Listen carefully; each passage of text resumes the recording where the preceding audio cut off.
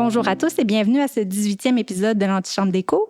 Aujourd'hui, j'ai le plaisir de recevoir M. Jasmin Lemieux-Lefebvre, communicateur militant pour une éthique de fin de vie centrée sur la personne et porte-parole du réseau citoyen Vivre dans la dignité. M. Lemieux-Lefebvre, bonjour. Bonjour. Avant de débuter, pourriez-vous nous expliquer ce qui vous a amené à vous intéresser à cette question-là, à cette grande question-là de l'aide médicale à mourir? Peut-être nous dresser un petit peu votre parcours et qu'est-ce qui vous a amené à vous impliquer dans le réseau citoyen Vivre dans la dignité?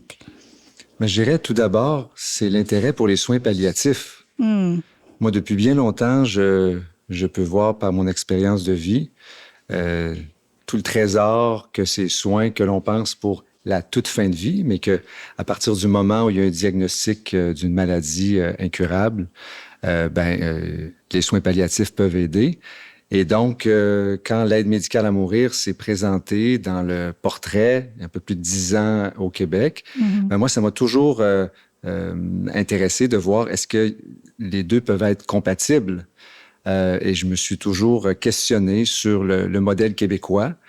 Et donc, quand on a cogné à ma porte pour être le coordonnateur de ce réseau citoyen qui est né en 2010, des différents citoyens, d'abord des médecins qui voulaient répondre à la commission Mourir dans la dignité, d'où le choix du mot Vivre dans la dignité, qui connaissaient la philosophie des soins palliatifs qui ont été lancés en 1967 par une femme en Angleterre, Cicely Saunders, qui, c'est un peu un pied de nez au corps médical. Là. À la base, c'était une infirmière et une travailleuse sociale qui accompagnait des mourants et qui, suite à ces rencontres, a décidé de lancer la première maison de soins palliatifs qu'on appelait Hospice en Angleterre. Et c'est ça. Alors, cette façon de faire va complètement, disons, cette philosophie à l'opposé de ce que l'aide médicale à mourir propose, parce que c'est soigner jusqu'au bout, accompagner jusqu'au bout, sans jamais provoquer la mort.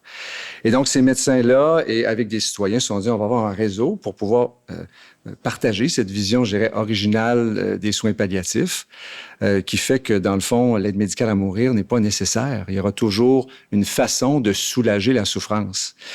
Et donc, jusqu'en 2015, ça a été ce débat pour essayer d'empêcher l'adoption de la loi. Et une fois que la loi a été adoptée, là, on essaie de faire une critique constructive, toujours d'abord promouvoir les soins palliatifs, mais réfléchir maintenant à tous les enjeux, à chaque fois qu'il y a de nouveaux élargissements, avec des gens qui ne pensent pas comme nous, des fois qui sont d'accord pour l'aide médicale à mourir en certaines circonstances, pas d'accord dans d'autres. Ils savent qu'à la base, nous, donc, et moi-même, je ne pense pas que c'est une bonne idée, dans aucune circonstance, mais on souhaite être en dialogue avec la société. Et puis, là, vous l'avez mentionné, ça fait 10 ans que l'adoption de la loi concernant les soins de fin de vie a été adoptée. Oui. Donc, quel bilan on peut dresser? Peut-être nous faire un petit historique pour ceux qui ont suivi peut-être de moins près que vous le dossier. Et peut-être nous dire également si la loi, selon vous, répond toujours à l'esprit initial là, qui l'avait porté à l'époque. Ben oui, 10 ans. Donc, on sait en 2014, la loi a été adoptée. La loi concernant les soins de fin de vie, qui, permet à chaque citoyen québécois de recevoir les soins palliatifs. Ça, on a entendu un peu moins parler, mais aussi ouvrait la porte à l'aide médicale à mourir. Le 10e anniversaire va avoir lieu le 10 décembre 2025. Alors, c'est l'entrée en vigueur de la loi. Il y avait une période tampon de 18 mois. Et donc, entre le tout début, où c'était vu comme un soin d'exception, on pensait qu'il y aurait peut-être quelques centaines de personnes qui demanderaient de recevoir l'aide médicale à mourir par année. Et on a vu au fil des ans un accès qui s'est, j'allais dire, banalisé d'une certaine manière. Élargi. Ouais. Avec quelques grands moments, entre autres parce qu'il y avait des balises. L'une des balises, c'était la mort naturellement prévisible. Elle a sauté en 2021. Alors, c'est toujours, il y avait d'un côté, je vous rappelle qu'il y a la loi québécoise qui présente l'aide médicale à mourir comme un soin. C'était une façon de pouvoir la permettre, alors que le Code criminel fédéral interdit l'euthanasie, hein, qui est dans le fond le nom à travers la planète, c'est comme ça qu'on appelle cette mort programmée. Et donc, une façon de pouvoir permettre au Québec de l'offrir, cette aide médicale à mourir, c'était de la présenter comme un soin, sachant que la santé relève de la juridiction provinciale. Donc, pour le Québec, c'était possible. Et parallèlement, on a pu voir là, évoluer la loi québécoise et la loi fédérale, qui, elle, c'est suite à différents jugements de la Cour suprême du Canada, qui a obligé le gouvernement fédéral à s'ajuster, à lancer au tout début là, encore ces soins d'exception et différentes étapes qui ont mené, entre autres, à la voie 2 de l'aide médicale à mourir, donc pour les personnes dont la mort n'est pas naturellement prévisible et dont les personnes en situation de handicap. Et chaque nouvelle étape crée, je dirais, des grands bouleversements. Je peux vous parler entre autres. Au début, il y avait une balise qui était 10 jours de réflexion avant de recevoir l'aide médicale à mourir pour les personnes qui sont en fin de vie. En 2021, cette balise a sauté et beaucoup de personnes qui travaillaient en soins palliatifs disaient « Est-ce que c'est vraiment une bonne idée? » Parce qu'en fin de vie, je dirais, ça fluctue beaucoup de semaine en semaine. On peut avoir vraiment des passages à vide où on souhaite vraiment mourir. En fait, depuis toujours, les gens ont exprimé des désirs de mort. Maintenant, comment on accompagnait ce désir de mort? Maintenant, on peut y répondre en offrant. L'État offre de pouvoir mettre fin à la vie de quelqu'un par une injection létale, soit par un médecin, soit par une infirmière praticienne spécialisée. Mais avant, ce qu'on faisait, c'était, on accompagnait ce désir de mort pour voir quelles sont les causes sous-jacentes. Parce que je vous rappelle que les soins palliatifs, là, le concept de Cicely Saunders, c'est la souffrance globale. Alors, 4 types de souffrances, je vais très brièvement. Physiologique, donc une souffrance du corps. Psychique, souffrance de l'esprit. Une souffrance sociale, donc relation à l'autrui.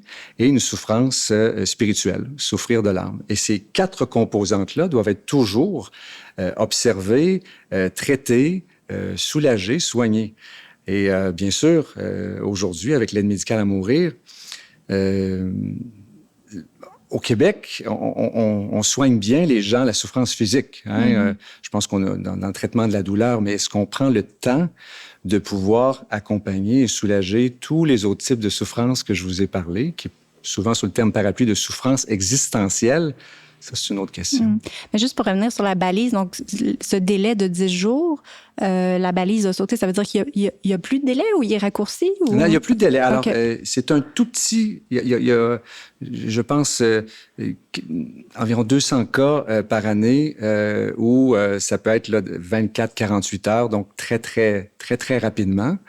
Parce qu'en principe, là, dans la même journée, si on respecte tous les critères de la loi, s'il y a eu les 2 évaluations, une personne peut recevoir très vite l'aide médicale à mourir. Et on a reçu des témoignages de personnes. Alors, imaginez pour la famille, parce que je vous rappelle que il n'y a aucune obligation pour la personne qui choisit de recevoir l'aide médicale à mourir d'informer ses proches. Alors, si elle souhaite ne pas l'informer, c'est par la suite que la famille, les amis vont apprendre que madame, monsieur est décédé. Et donc, ça crée des bouleversements. Alors, ces aides médicales à mourir dans des délais très rapides. Évidemment, il y a un diapason. On ne peut pas être au diapason en même temps dans des familles. Je dirais que c'est une des grandes différences dans le deuil, aide médicale à mourir et soins palliatifs, parce qu'à l'aide médicale à mourir, souvent, le patient et tous les membres de la famille ne sont pas justement en synchronicité sur est-ce que tout le monde est prêt. Tandis que les soins palliatifs aident à un synchronisme, à ce que tout le monde puisse se dire, OK, là, on va laisser aller grand-papa, mon oncle, un frère partir.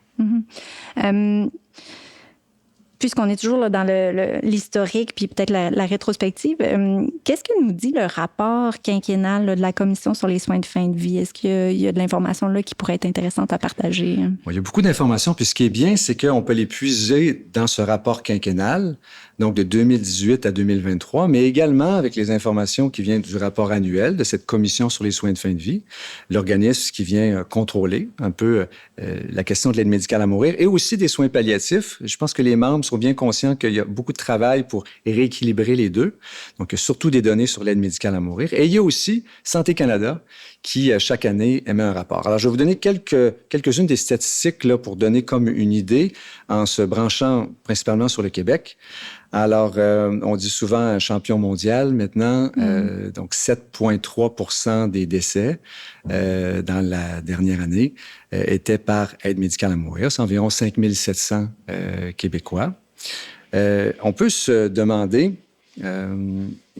quelle est l'origine culturelle des personnes qui les choisissent. Au Québec, on n'avait jamais eu de statistiques là-dessus. Mais Santé Canada, dans son rapport annuel, a pour la première fois l'an dernier partagé des informations. Et moi, j'ai trouvé ça fascinant. 96 % des Canadiens qui reçoivent l'aide médicale à mourir sont d'origine caucasienne, donc de race blanche. 1,8 % Asie du Sud-Est. Donc, c'est vraiment les communautés culturelles, les citoyens canadiens issus de l'immigration. Pour eux, l'aide médicale à mourir, ils ne comprennent pas vraiment et ne le reçoivent pas. Là. C'est extrêmement minoritaire. Alors moi, je m'attendais à ce qu'il y ait quand même peut-être une différence, mais autant que 96 %, j'ai trouvé ça vraiment marquant. Il y a des variations, dépendamment des régions où l'on habite au Québec. Alors, c'est à Lanaudière, dans la région de Lanaudière, où il y a le plus de personnes qui reçoivent l'aide médicale à mourir, 10,4 %.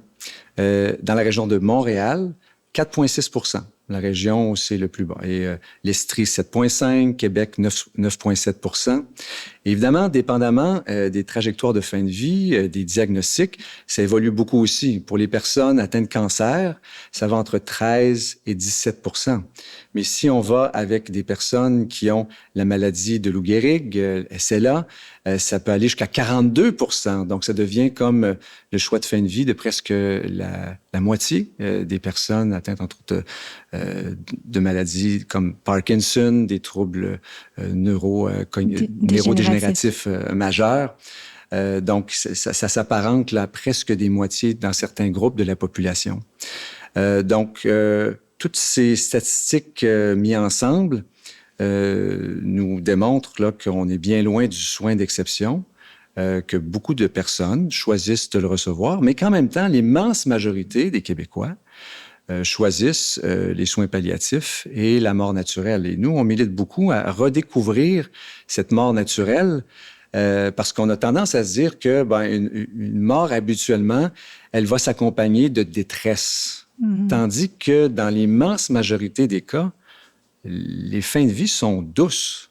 Et avec l'avancée de la science, on peut vraiment bien accompagner la fin de vie. Je vous dirais que 96 % des douleurs physiques en fin de vie sont bien accompagnées par les soins palliatifs. Il reste toujours ce 4 % on parle de souffrance réfractaire. Et dans ce cas-ci, avant l'entrée de la loi, en 2015, il y avait bien sûr la sédation palliative continue qui endort une personne. Alors, elle peut être intermittente ou continue, alors pour que la personne ne souffre pas en fin de vie. Elle existe toujours, cette sédation palliative continue, mais on en entend vraiment peu parler. Alors, dans la plupart des maisons de soins palliatifs, beaucoup plus de personnes vont mourir via... Alors, ceux qui ne meurent pas, parce que la majorité, rappelons-nous, c'est mort douce, accompagnée tout naturellement, mais dans les cas de souffrance réfractaire, la majorité vont recevoir cette sédation palliative. J'ai comme envie de peut-être devancer, changer un peu le plan pour saisir la balle au bon sur cette question de soins palliatifs et peut-être des maladies neurodégénératives.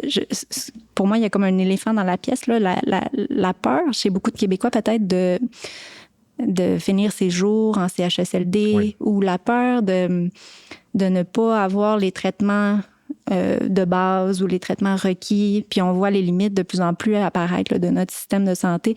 Est-ce qu'il n'y a pas là quelque chose à explorer, les limites des soins palliatifs, les limites de notre système comme un amplificateur du désir de se retourner vers l'aide médicale à mourir? Je ne sais pas, j'aimerais vous entendre là-dessus.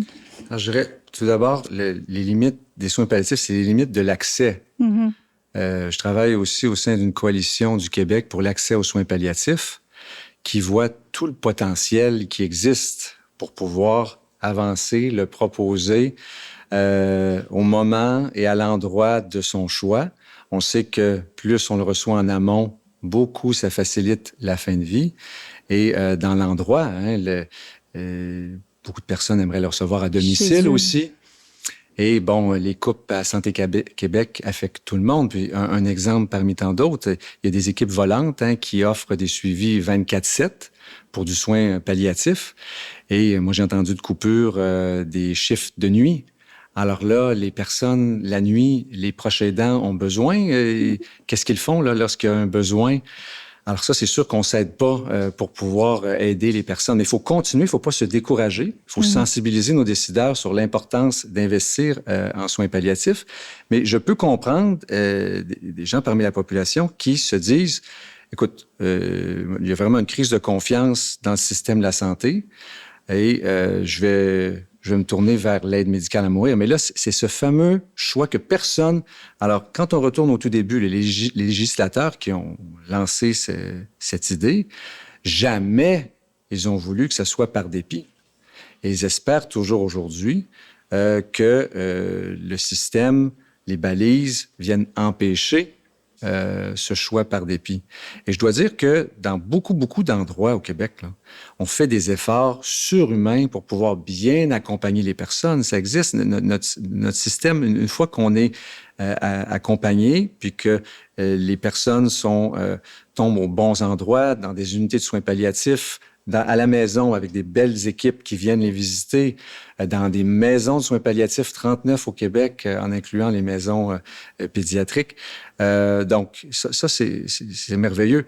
Mais il faut pouvoir trouver une façon d'accompagner ces personnes, malgré le fait que pour beaucoup, quand elles cognent à la porte maintenant en fin de vie, elles ont l'idée que l'aide médicale à mourir est la meilleure façon de mourir dans la dignité. La Fondation Palliami a publié lors de la Semaine nationale de soins palliatifs qui se déroule chaque début mai au Québec et au Canada, un sondage qui posait cette question-là. Et c'était 56% des Québécois qui disaient oui, c'est l'aide médicale à mourir qui est cette meilleure façon de mourir dans la dignité. Quand on regardait les 55 ans et plus, ça allait jusqu'à 69%. Donc, ça démontre tout l'enjeu parce que très, très clairement, on peut mourir dans la dignité sans aide médicale à mourir. Moi, je dirais justement, les soins palliatifs permettent cet accompagnement complet, comme je vous mentionnais au début, là, avec les aspects bio, psychosociaux et spirituels, toutes les différentes facettes. Mais ça prend du temps. Quand quelqu'un arrive et exprime déjà comme un désir, parce que depuis 10 ans, on a ce matraquage-là, de se dire, l'aide médicale à mourir, on choisit le moment, ça va être un contrôle complet du moment, du temps avec qui on va être. Alors, le dialogue thérapeutique qui a toujours existé en fin de vie avec les professionnels, depuis 10 ans, l'espace s'est rétréci. Il y a encore beaucoup de milieux qui vont prendre le temps de pouvoir écouter, puis que le sentiment, l'expression de vouloir recevoir l'aide médicale à mourir n'est pas dire « OK, on vous envoie tout de suite, puis voici évaluation, on va prendre le temps ». Mais il y a aussi beaucoup de milieux qui, faute de ressources, vont dire là, on n'a pas le temps de passer, de vraiment explorer, de gratter. Est-ce que c'est le bon choix pour tel? Et là, il va y avoir des morts précipitées. Et c'est l'observer, les gens sur le terrain vont vous le dire. Puis quand vous parliez de mort naturelle, je veux dire, il n'y a pas aussi quelque chose à réfléchir par exemple, dans les CHSLD, quand on fait des campagnes de vaccination, quand on contre la grippe, par exemple, ou quand on soigne des infections urinaires ou des choses de routine. on est beaucoup dans le soin puis la prévention, même rendu dans des moments où, disons, la fin de vie approche. Donc, est-ce qu'il n'y a pas une réflexion aussi sur le niveau de soins à donner en fin de vie? Peut-être plus d'accompagner, de soutenir, d'offrir les soins palliatifs, mais peut-être de freiner un petit peu peut-être nos élans de soins préventifs en fin de vie. Je sais pas. En fait, il faut trouver le bon équilibre. Oui. Mais ce qu'il faut faire attention, c'est pas de tomber dans des excès. Moi, j'entends un concept de justice distributive qui a été évoqué par quelques personnes qui militent pour l'élargissement de l'accès à l'aide médicale à mourir, en se disant que toutes les ressources que l'on met pour les personnes en fin de vie, on devrait en mettre moins, et l'aide médicale à mourir peut aider. Donc, si c'était choisi par plus de personnes, dans le fond, que dans le discernement, là, quand on choisit notre fin de vie, qu'on ait ça en tête comme l'une des variables de notre choix, en se disant que si je choisis de mourir plus vite, ça permet à l'État de pouvoir mettre ses ressources, par exemple, pour pouvoir aider les jeunes familles.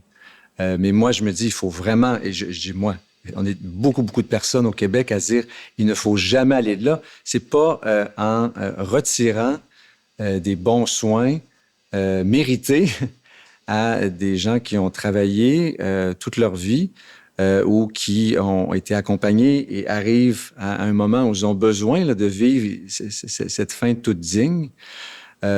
On n'oublie pas toutes les autres facettes de la collectivité en aidant, en redistribuant un peu partout, mais pas en se disant que voici, il y a comme un devoir moral à un certain âge de dire laissons la place là, pour que les autres puissent en profiter. Oui, non, mais ma question ne s'inscrivait pas dans cet esprit-là. Oui, j'ai bien saisi. C'est vraiment une pente glissante, mais plutôt de se questionner sur, disons, les soins qu'on apporte en fin de vie, pas dans une optique d'économie de ressources. Oui. Mais plutôt... on parle souvent d'acharnement thérapeutique. Alors, là, donc, exactement. Alors, c'est l'élément. Puis je suis content que vous clarifiez la chose parce que souvent, l'acharnement thérapeutique, dans le fond, l'aide médicale à mourir était comme une réponse. Alors, on ne veut pas d'acharnement, fait qu'on va donner l'aide à mourir à un moment, mais les soins palliatifs ont toujours été contre cet acharnement thérapeutique. En fait, c'est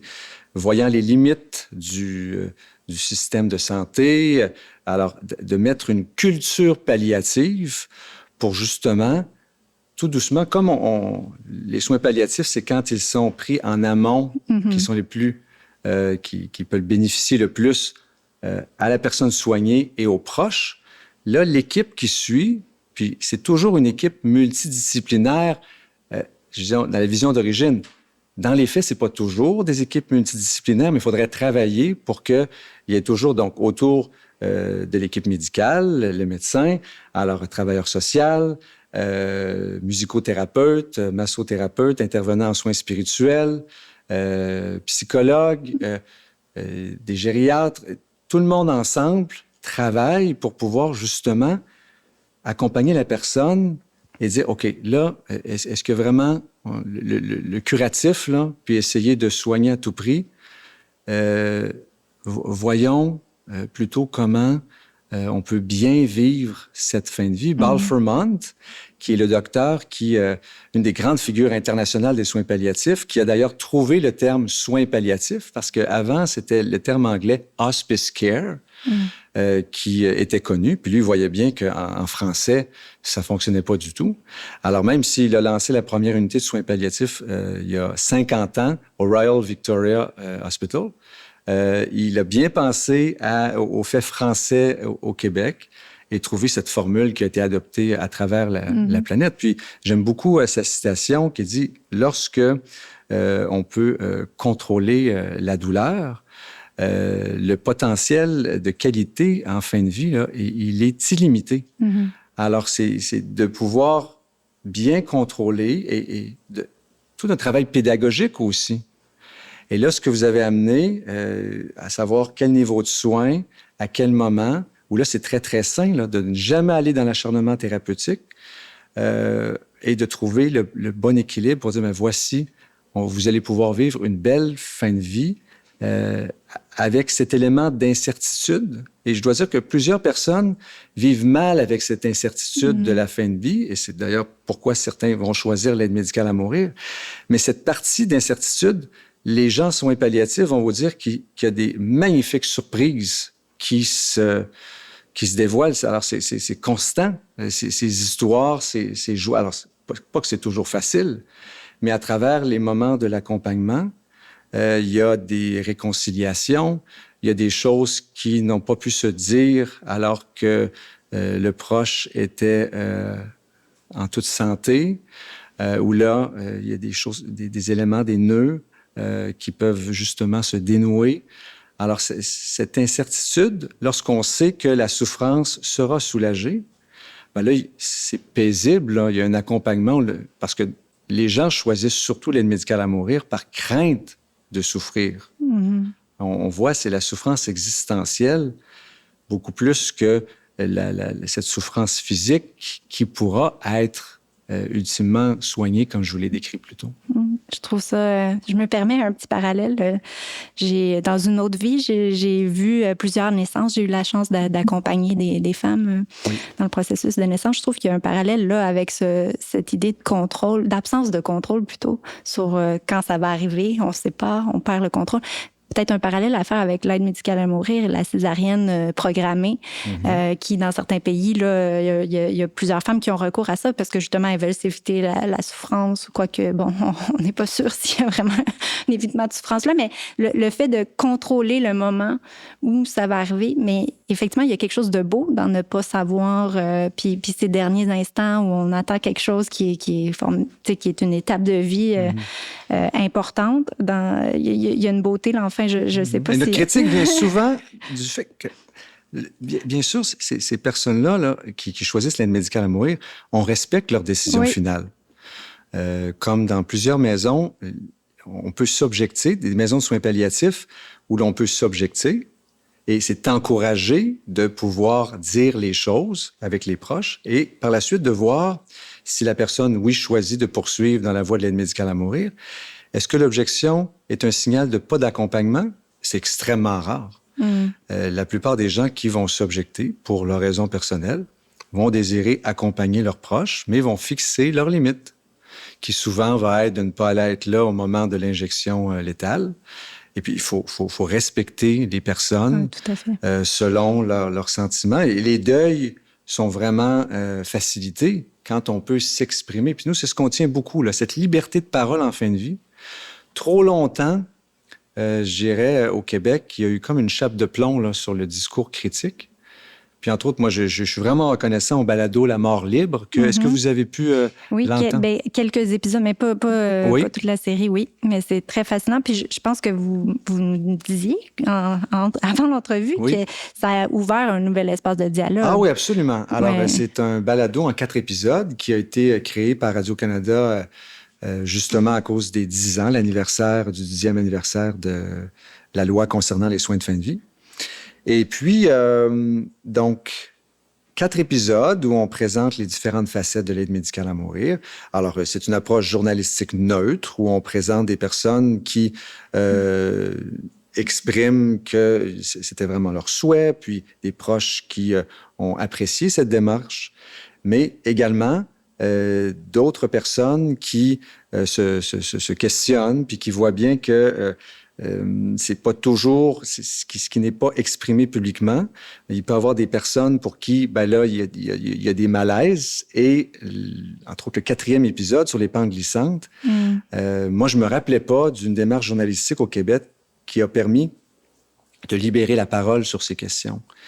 Et en laissant la parole, pas tant à des critiques, mais que des gens qui avaient été des instigateurs de la loi, mais qui voient que entre ses tout débuts et la vision du soin d'exception, et maintenant, où il y a une forte tendance, je vous parlais des statistiques tantôt, là, où c'est mis sur un piédestal, l'aide médicale à mourir au Québec. Alors, où ça vient questionner les gens, la façon dont la rapidité avec laquelle c'est proposé, cette proposition, parce que c'est vu comme un soin. Alors maintenant, lorsque l'on est en fin de vie, puis que l'on peut répondre aux critères, Je vous rappelle rapidement les critères. Hein? Donc, 18 ans et plus, avoir sa carte de l'assurance maladie, une condition grave, donc maladie ou déficience physique, déclin avancé et des souffrances qui ne peuvent pas être soulagées selon le ressenti de la personne. Alors, ces personnes-là, donc les pentes glissantes associées à ce désir de mourir, moi, depuis la mort libre, on entend plus de discours publics sans craindre que tout l'édifice de l'aide médicale à mourir tombe au Québec. Mm-hmm. Qu'il y a des malaises, de pouvoir se dire que, parce que pendant longtemps, là, l'idée que l'aide médicale à mourir est un progrès social au Québec, à ne pas questionner. Puis si on le questionnait, on était pointé du doigt. Mm-hmm. Je disais, c'était, je ne veux pas généraliser, là, mais c'était quand même, pendant plusieurs années après l'adoption de la loi, c'est très difficile d'avoir une prise de parole critique. Et là, moi, je sens maintenant que même si il y a encore un niveau de difficulté, mais il est moindre. C'est pour ça que je suis reconnaissant à cette balado qui a été nominée pour de nombreux prix Numix au Québec. Je pense au Radio Awards du New York Festival, donc à l'international. Et donc, moi, j'espère qu'il va y avoir d'autres initiatives comme ça pour pouvoir réfléchir de façon aussi académique à l'aide médicale à mourir. Ou même artistique. Là. Il y a une pièce de théâtre là, récemment, oui. ou enfin qui s'en vient prochainement. Oui, absolument. C'est en avril 2026 que Manuelle Légaré, la fille de Pierre Légaré, va sortir à porte-parole son club Sandwich. Donc, cette pièce qui vient du témoignage de son papa, Pierre Légaré, et qui a décidé l'aide médicale à mourir, mais où les proches, dont Mme Légaré, n'étaient pas tout prêts là, à le vivre sans suivi autour. Donc, ça fait une belle réflexion. Moi, j'espère qu'il va y avoir de plus en plus de ces œuvres artistiques, de ces recherches. Il y a le travail du CIRAM, donc cette équipe de recherche québécoise qui a été mandatée par le gouvernement québécois pour se questionner pourquoi l'aide médicale à mourir et pourquoi le Québec est le champion du monde avec le 7,3 %. Donc, de voir un peu partout là, des initiatives pour réfléchir à ces enjeux-là. Moi, je suis bien conscient que la plupart ne remettent pas en question l'aide médicale à mourir, mais ils vont questionner certains aspects, surtout alors qu'on réfléchit à des élargissements et qu'on ne s'est pas fixé collectivement une frontière. Là. C'est comme si, constamment, comme on a offert comme réponse à la souffrance pour certaines personnes l'injection létale, ben là, il y a toujours d'autres personnes qui disent « mais pourquoi pas moi? » Justement, puisqu'on parle d'élargissement, j'aimerais on l'a mentionné là, plus tôt, mais la voie 2, peut-être que je pense pas que c'est tout le monde qui est très familier avec ce que ça implique. Donc, peut-être nous clarifier, dans le fond, comment on peut comprendre l'action en justice de certains groupes contre cette voie 2. Peut-être nous éclaircir. Là, oui, la voie 2 de l'aide médicale à mourir, c'est pour les personnes qui ne sont pas en fin de vie. Donc, c'est depuis 2021 que c'est possible au Canada. C'est en mars 2024 que c'était possible au Québec, bien que la loi le permettait, mais disons, ça a été encadré là, au Québec il y a un an. Et en Cour supérieure de l'Ontario, présentement, ça a été presque pas médiatisé. Il y a différents groupes de défense de personnes en situation de handicap qui se sont dit, donc, en vertu de la charte, d'aller questionner la Cour en disant que pourquoi les personnes qui ont un désir de mourir, si elles ont un handicap et se retrouvent dans le système de santé, et parce que à partir du moment où il y a un handicap et qu'il y a les autres critères que je vous disais tantôt, donc le déclin avancé, une souffrance qu'on considère là, qui ne peut pas être soulagée, mais il y a différents types de souffrances dont je vous ai parlé, pas uniquement la souffrance physique. Alors, ces personnes-là peuvent recevoir l'aide médicale à mourir, tandis que tous les autres, ça serait de la prévention du suicide auquel elles auraient droit. Alors, il y a comme une injustice présente. Et ils observent, de par leurs membres, plusieurs cas qui... Là, on ne peut plus parler de cas anecdotiques, là, parce qu'il y a une répétition de ces cas de personnes qui choisissent par dépit l'aide médicale à mourir parce qu'ils n'ont pas les bons soins, qu'ils attendent. On peut penser, entre autres, là, à la fameuse publicité de Simons il y avait quelques années où on voyait une dame, son nom c'était Jennifer Hatch, je mentionne son nom parce que c'était public, où on présentait sa fin de vie comme, elle choisissait l'aide médicale à mourir et on célébrait le tout, mais une journaliste de CTV a pu voir qu'elle avait fait quelques mois auparavant une entrevue. Elle avait le syndrome de Ehlers-Danlos, et elle n'avait pas eu les bons soins. Et donc, quand on voyait la différence entre le reportage quelques mois avant, où elle se disait que elle cherchait tellement d'avoir ces soins-là qui pouvaient être accessibles aux États-Unis, mais dont elle n'avait pas accès ici au Canada, et par après, cette publicité qui a été retirée assez rapidement parce qu'on a pu voir là, qu'il y avait comme quelque chose là, qui ne fonctionnait pas entre les messages lancés. Et donc, le comité aussi des Nations unies qui s'intéresse aux questions des personnes handicapées a repris aussi dans son dernier rapport, donc parce que le Canada a signé une convention sur les droits des personnes handicapées et il y a un examen à peu près à tous les 5 ans.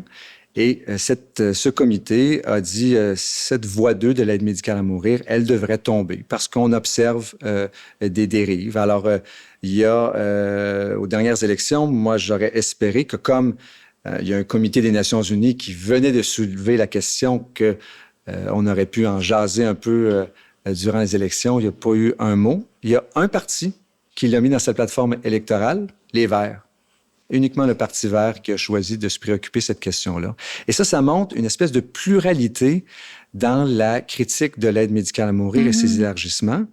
On ne peut pas du tout accuser les Verts d'être de droite réactionnaire. Ça a été longtemps un peu la caricature, également l'élément religieux. Et moi, j'observe, et c'est pour ça que je suis content de travailler pour un réseau citoyen qui représente des personnes de toute allégeance politique et que ce soit agnostique ou croyant. En fait, l'argumentaire que nous, on choisit de mettre de l'avant, c'est éthique, médical, philosophique. D'autres personnes, bien sûr, peuvent utiliser d'autres argumentaires, mais cet argumentaire-là a le mérite de pouvoir rassembler tout plein de personnes pour réfléchir à ces questions. Là, ça va être intéressant de voir si la voie 2, il y a un parti, parce que les Verts, évidemment, ils ne pouvaient pas accéder au pouvoir, mais est-ce qu'il y aura une sensibilisation de certains décideurs politiques ou ce sera par les tribunaux? Donc, à suivre. Oui, il faut dire que dans cette élection, il n'y a pas eu beaucoup d'enjeux locaux qui ont pris énormément de place. Exactement. On mentionnait les prochaines frontières. Qu'est-ce qui devrait... les citoyens devraient s'inquiéter ou s'informer à quel sujet? Là? Qu'est-ce qui nous attend? C'est quoi les prochaines étapes? Bon, on sait que la barrière de la santé mentale, donc pour des personnes dont la seule condition médicale est une maladie mentale grave, c'est en mars 2027, selon la loi fédérale, que cette balise-là, qui l'empêchait jusqu'à maintenant, tomberait. 2027, là, il reste quand même du temps. Moi, je suis très fier qu'au Québec, suite à une commission spéciale, il y a eu un choix de dire que non, on ne veut pas l'offrir ici. Je pense que c'est le choix prudent. Alors, qu'est-ce qui va se passer? Il peut y avoir d'autres élections, comme il y a un gouvernement minoritaire au niveau fédéral, puis il y aura encore beaucoup d'interventions parce qu'il y a beaucoup de... Puis quand on regarde dans les sondages, la majorité de la population n'est pas confortable à cette idée d'élargissement. Donc, moi, j'ai hâte de voir et j'espère qu'on ne fera pas le saut vers la question de la santé mentale. Il y a les mineurs matures. Donc, on parle à partir de 12 ans, dans certains cas, qui pourraient, là encore, qui répondent à tous les autres critères de la loi, qui sont vraiment gravement malades, qui pourraient peut-être le recevoir. Il n'y a pas de projet de loi présentement, mais c'est une des recommandations d'un des comités mixtes fédéral, donc de la Chambre des communes et du Sénat.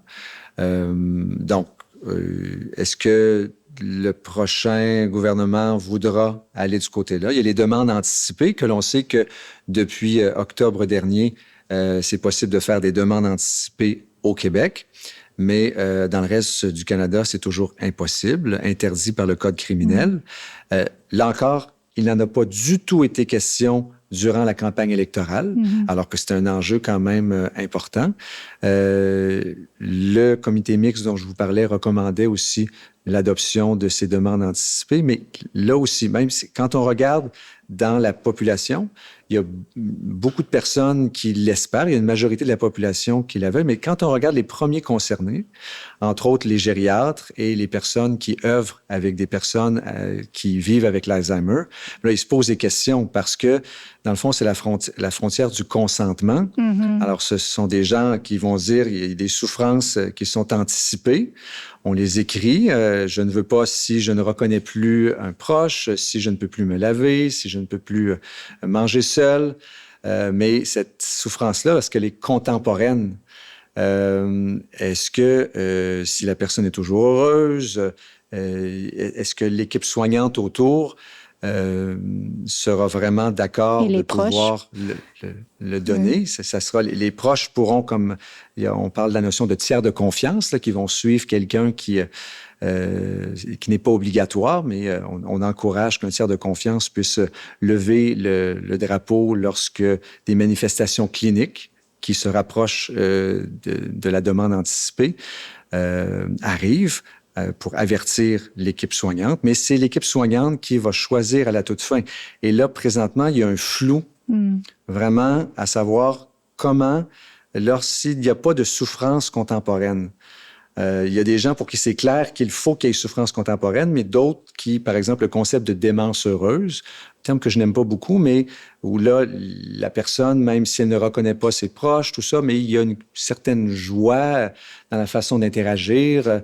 Est-ce qu'on peut vraiment donner la mort à cette personne? Il y a des personnes, il y a des praticiens qui se disent qu'il faut respecter. Si dans une demande anticipée, on a dit « non, je ne veux pas vivre cette situation » et que la démence heureuse cache une souffrance, il faudra respecter cette demande. Alors, et là, je vois qu'on se lance un peu le ballon parmi les décideurs pour se dire comment vraiment est-ce qu'on marque, est-ce qu'on prend une décision, là, qu'est-ce qui permettra ou non lorsqu'il y a absence de souffrance contemporaine. La loi dit ce qu'il doit y avoir, mais il n'y a personne qui présentement dit on ne permettra pas une marge de manœuvre si quelqu'un pense que même s'il y a pas, on l'observe pas cette souffrance-là, de donner la mort parce qu'on ne voulait pas vivre dans cet état-là.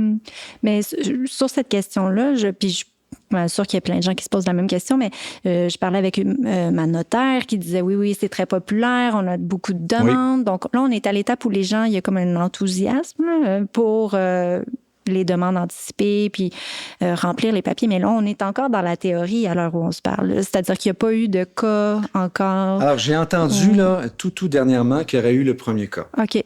Il n'y a pas eu de détails.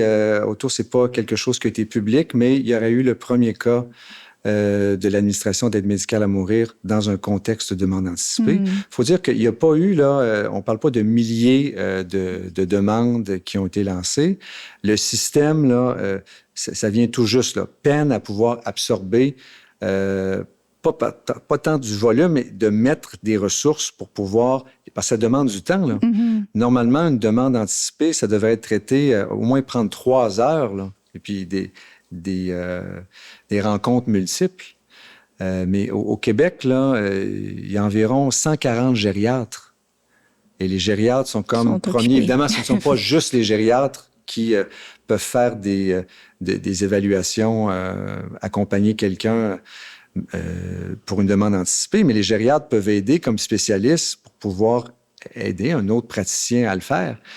Mais ça vous démontre juste, là, souvent, l'Ordre des gériatres du Québec et des observateurs disent qu'on a besoin de beaucoup plus de gériatres. Et là, ça va prendre aussi de leur temps précieux à devoir collaborer à des évaluations, alors que déjà, juste pour soulager la souffrance, aider, ça prend beaucoup, beaucoup de temps. Donc, on est encore dans la théorie. On va voir, disons, les suites de ça peut-être au cours des prochaines années. Oui. Il reste plus beaucoup de temps, malheureusement. Puis je sais qu'on voulait parler du livre Unraveling Made in Canada. Je ne sais pas s'il y a des choses à mentionner, peut-être juste des éléments. Dire un mot, parce que c'est un livre qui vient d'être lancé à McGill Queen's University Press. Et quand je vous parlais tantôt là, des actions, des initiatives heureuses, alors un livre de 589 pages qui Unraveling Made in Canada, donc qui démontre toutes les problématiques associées, mais d'un angle vraiment multidisciplinaire, avec des gens qui ne sont pas tous des objecteurs de conscience à l'aide médicale à mourir, mais qui peuvent montrer au monde, parce que souvent maintenant, le Canada est un peu un épouvantail. C'est pas le modèle. Les gens se disent, le Canada s'est allé beaucoup trop vite, beaucoup trop loin. Je sais que de l'intérieur, beaucoup de personnes travaillent en fin de vie et font leur maximum pour travailler dans le contexte de la loi et font de leur mieux. Mais quand on lit le document Unraveling Made in Canada, on peut voir que c'est cette solution de donner la mort comme un soin. Malheureusement, ça amène beaucoup de problématiques. Oui, c'est vrai qu'on est cité en contre-exemple. Je regardais que je pense que là, en France, il y a des discussions qui débutent sur ce sujet-là, puis qu'on est cité, c'est ça, en contre-exemple. Donc, parce qu'effectivement, on y revient, on est les champions, là. Donc, il y a peut-être une réflexion à avoir chez nous sur le sujet. Peut-être en dernière question, j'aimerais qu'on réfléchisse en fait, qu'est-ce qu'on devrait faire pour que l'aide médicale à mourir ne soit pas une option par défaut ou l'option, la seule option qui est digne. Donc, qu'est-ce qu'il faut qu'on fasse pour changer un peu? On en a parlé un peu, mais peut-être de le redire, faire une petite conclusion sur ce sujet. Ben, je vous dirais, l'une des clés, c'est vraiment le rééquilibrage dans l'espace public des soins palliatifs versus l'aide médicale à mourir.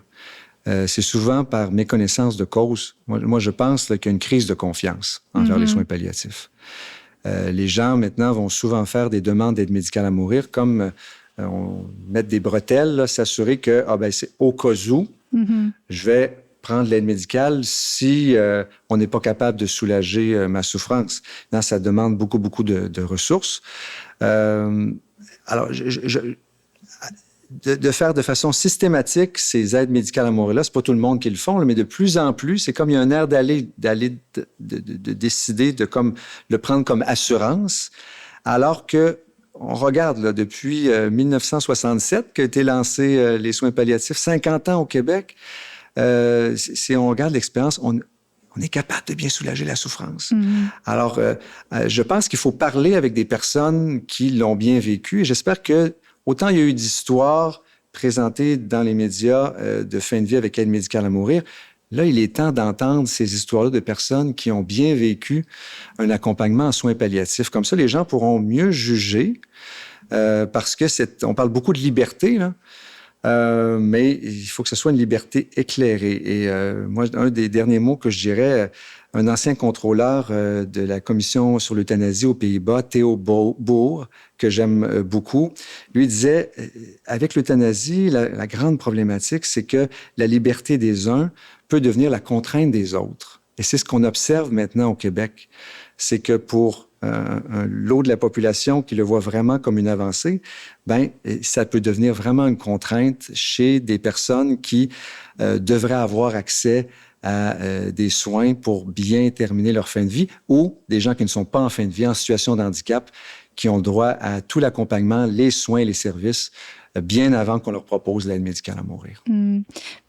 Petite question en terminant. Oui. Est-ce que la mort est encore un tabou? Est-ce qu'on ne parle pas assez de la mort? Parce que là, j'entends les gens qui ont eu une belle mort, on devrait en parler, Est-ce qu'on partage assez ces expériences-là? On est passé quand même d'un monde où on veillait le mort dans notre salon ou notre cuisine à des plus petites familles, peut-être moins de contact avec le phénomène de la mort. Donc, je ne sais pas, est-ce Est-ce qu'on a assez de contact avec la mort? Est-ce qu'il y a un tabou qui demeure? Le tabou est encore là. Hein. J'espère comme société qu'on pourra prendre le temps de le revoir, d'avoir plus de contact avec cette mort-là. Puis moi, j'aime beaucoup les travaux de la docteure, une autre Britannique, Catherine Mannix, qui est une médecin de soins palliatifs. Puis elle, là, c'est son dada, là, de parler, je vous parlais de cette mort naturelle douce-là et de côtoyer la mort, puis à quel point, plus on en parle, moins elle fait peur, cette mort, et surtout l'accompagnement, là. Toute la vie qui peut... les occasions de rencontres, mais surtout de relations possibles en fin de vie. Alors voilà, cette mort-là, on doit l'aborder tout doucement. Puis, je pense que comme depuis 10 ans, on a cette loi concernant les soins de fin de vie, on doit trouver des occasions d'en parler tout naturellement et en dialogue. Moi, ce que j'aime beaucoup dans mon rôle, là, c'est que je suis constamment à échanger avec des gens qui ne pensent pas comme nous, des prestataires d'aide médicale à mourir, des gens qui œuvrent en soins palliatifs, à trouver le meilleur équilibre dans le contexte de la loi. Et puis, si on veut construire quelque chose ensemble, bien sûr, nous, on y est opposés, mais on ne peut pas rester simplement en s'excluant et rester dans simplement une position d'opposition. Là. Donc, réfléchissons ensemble, jasons de mort, jasons de vie, puis j'espère que les prochaines années vont nous permettre que des livres comme celui-ci voient que le Québec et le Canada ont pu s'ajuster et trouver une meilleure voie d'accompagner la fin de vie. Un beau mot de la fin. Monsieur Lemieux-Lefebvre, ça a été un grand plaisir de parler avec vous. Puis merci pour votre temps et votre générosité. Merci.